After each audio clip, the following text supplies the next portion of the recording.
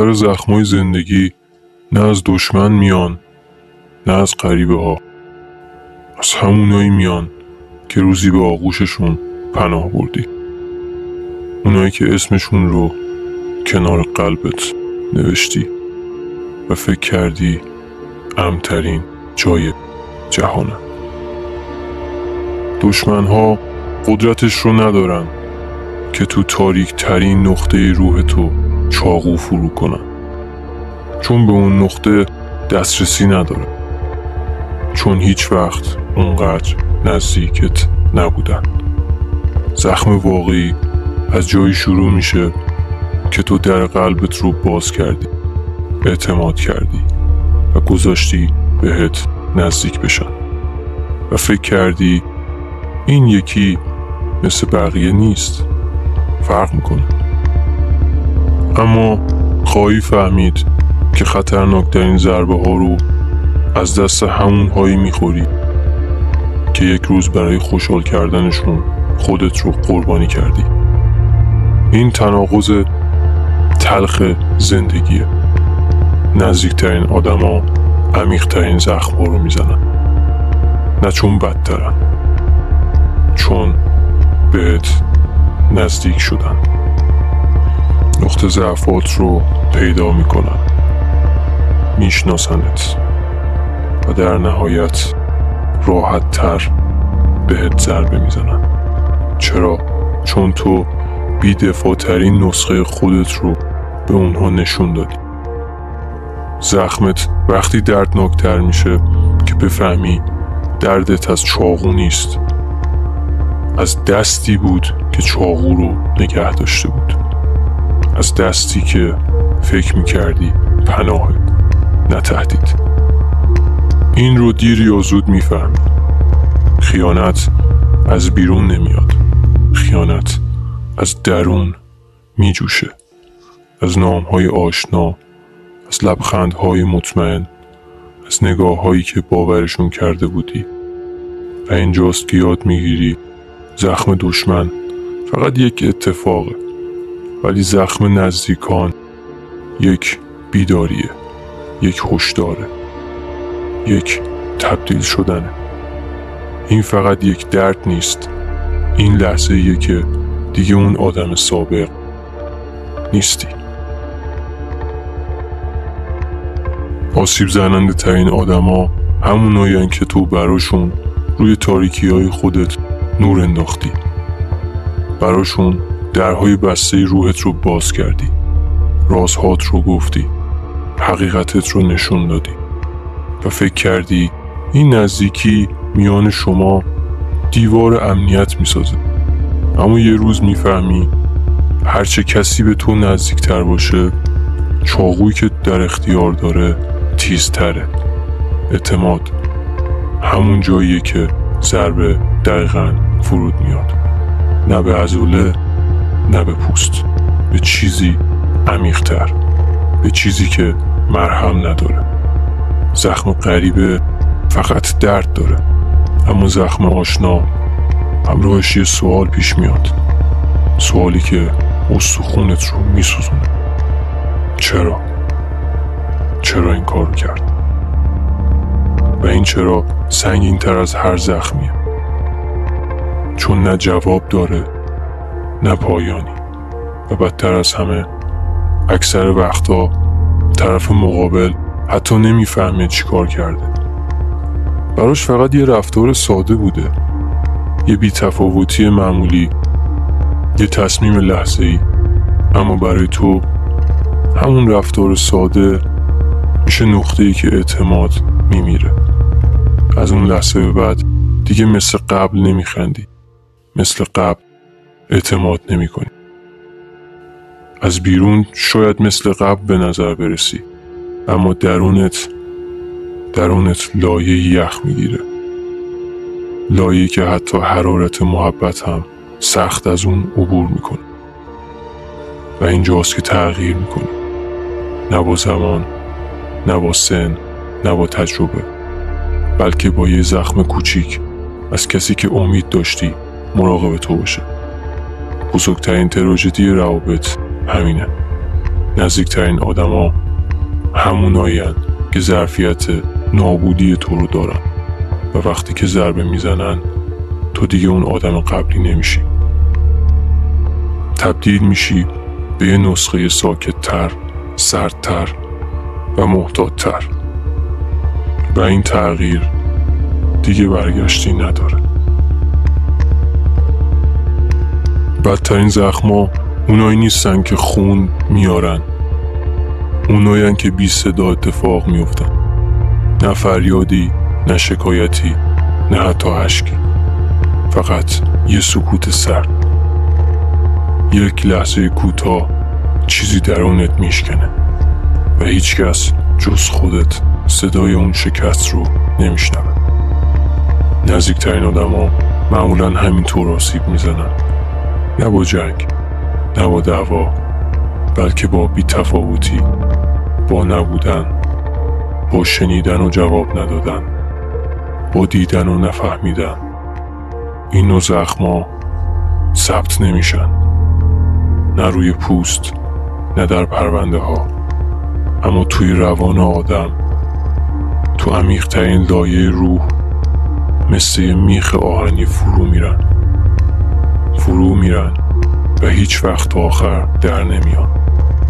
نزدیکترین افراد زندگیت این قدرت رو دارن، چون تو در برابرشون بی‌دفاع بودی، چون فکر کردی لازم نیست از خودت محافظت کنی و همین لحظه‌ای که سپرت رو پایین آوردی، دقیقاً اون لحظه‌ای که ضربه وارد میشه.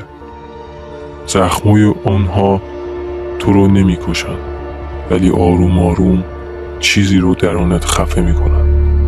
اعتمادت، تعلقت، گرمیت و در نهایت اون بخشی از انسانیت که هنوز امیدوار بود.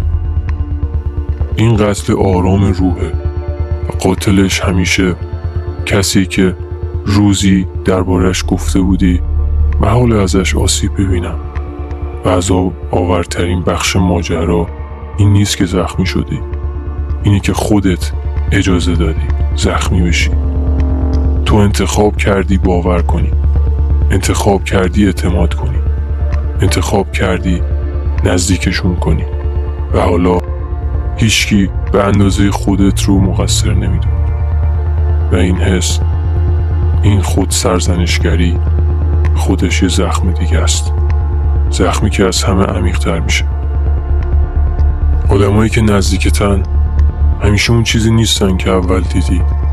بعضی وقتا وقتی وارد زندگیت میشن اونقدر نرم، اونقدر آروم و مهربونن که فکر میکنی ورودشون یه نعمته، اما حقیقت بعضیا با نقاب وارد میشن. نقابی از توجه، نقابی از محبت، نقابی از فهمیدن. و تو چون انسانی، چون قلب داری، چون نیاز به تکیه‌گاه داری، این نقاب رو باور میکنی. اینجاست که اشتباه آغاز میشه. تو به نسخه ای از طرف مقابل اعتماد میکنی که اصلا واقعی نیست و بعدش وقتی که نقاب میفته، وقتی پشت لبخندها یک لرزش سرد میبینی، وقتی پشت حرفای قشنگ یک بی‌تفاوتی عمیق حس میکنی، وقتی میفهمی محبتشون فقط تا زمانی بوده که نیاز داشتنت، اونجا دقیقاً زخمی میخوری که سالها طول میکشه بفهمی چقدر عمیق بوده. نزدیکترین آدما همیشه اینطوری آسیب نمیزنن چون بد باشن، بیشترشون خودخواهن، نه شیطان. اما خودخواهی یه انسان نزدیک میتونه از 1000 تا دشمن خطرناکتر باشه، چون دشمن نمیتونه از احساسات تو استفاده کنه، اما آدمای نزدیکت میتونن. اونا دقیقا میدونن کجا ضربه بزنن و نقاب ها وقتی که میفتن تو دو چیز رو همزمان از دست میدی، هم اونها رو، هم نسخه ساده دل خودت رو. از اون لحظه بعد تو دیگه اون آدمی نیستی که زود باور میکنه، تو دیگه اون آدمی نیستی که همه رو بی قید و شرط راه میده. تو دیگه اون آدمی نیستی که فکر میکرد اگه من خوب باشم بقیه هم خوب میمونن. نه، تو چیزی سردتر یاد میگیری. بعضیا فقط تا زمانی خوبن که چیزی از تو میخوان. شبیه یه قاتل خاموش این حقیقت تو رو از درون تغییر میده. آروم، بی صدا و بدون بازگشت. زخمایی که نزدیکترین آدما میزنن تو رو نابود نمیکنه. نه، کاری بدتر میکنه. تو رو تبدیل میکنه. هیچ کس بعد یه خیانت عمیق، بعد یه بی‌وفایی سنگین، بعد یک رها شدن تو بدترین زمان ممکن به نسخه قبلی خودش بر نمیگرده. این زخم‌ها مثل آتشن، نه برای سوزاندنت، برای ساختن یه شکل جدید، شکلی سخت‌تر، ساکت‌تر و نفوذ ناپذیرتر. و تو یاد میگیری لبخند بزنی بدون اینکه باور کنی، حرف بزنی بدون اینکه کامل باز بشی، دوست بداری اما نه بیش از حد. درست همون نقطه‌ای که یک روز پناه بود میشه مرز ورود ممنوع جدیدت. و اینجاست که تاریکی وارد زندگیت نمیشه، بلکه درون خودت شکل میگیره. نه تاریکی بد، نه، یه تاریکی بالغ. تاریکی که میدونه هر کسی لیاقت دسترسی به قلبت رو نداره و تو یاد میگیری به جای باور کردن حرفها رفتارها رو ببینی. یاد میگیری محبت‌های ناگهانی رو به عنوان یک سیگنال خطر تفسیر کنی و مهمتر از همه یاد میگیری اول خودت رو انتخاب کنی. و این قانون جدید توه. به هر دستی اجازه لمس روحت رو نمیدی. و این قانون از بیرون شاید سرد باشه، اما از درون این همون چیزیه که نجاتت میده. میفهمی که روابط میدان جنگن، نه برای برنده شدن بلکه برای در امان ماندن.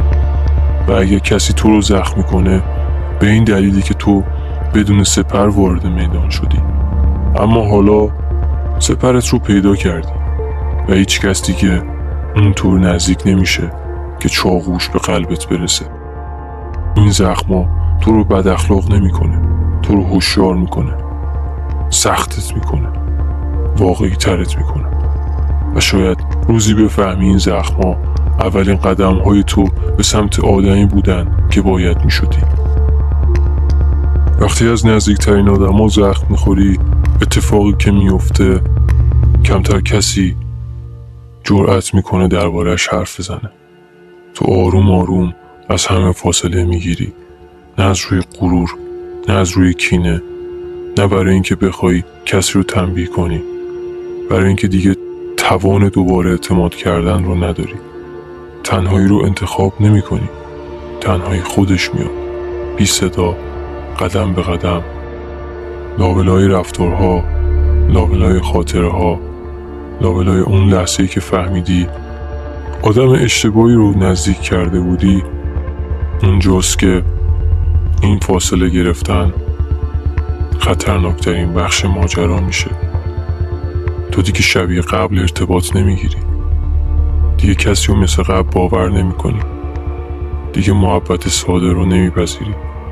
هر حرف قشنگ، هر توجه ناگهانی، هر نزدیک شدن بی دلیل برای توی سیگنالی میشه برای خطر. نه اینکه آدمو بد باشن، نه، اما زخمی که نزدیکانت بهت میزنن برای مغزت این پیام رو ساخته: نزدیکی یعنی درد. و این پیام بیرحمانه قدرتمنده. کم کم یاد میگیری بیشتر سکوت کنی، احساساتت رو پنهان کنی. حرفایی که قبلا راحت میزدی حالا توی خودت نگه میداری، نه برای اینکه قوی شدی، برای اینکه نمیخوای دوباره همونطوری آسیب ببینی. آدما فکر میکنن دور شدنت سردیه، بی محبتیه، غروره، اما حقیقت تو فقط داری از خودت محافظت میکنی، از همون بخشی که یک بار ویران شد. و همین جاست که تاریکی شکل کاملش رو میگیره.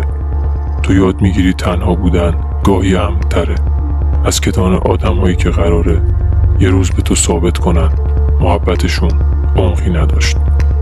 تنهایی برای تو زندان نیست، لباس گلوله است. لباسی که با اون تو دنیای قدم میزنی که دیگه به سادگی به کسی اجازه نزدیک شدن نمیدی. این زخم تو رو ضد اجتماعی نمی کنن. از تو محافظت میکنن. محافظتی با دیواری بلند، نه با انسان.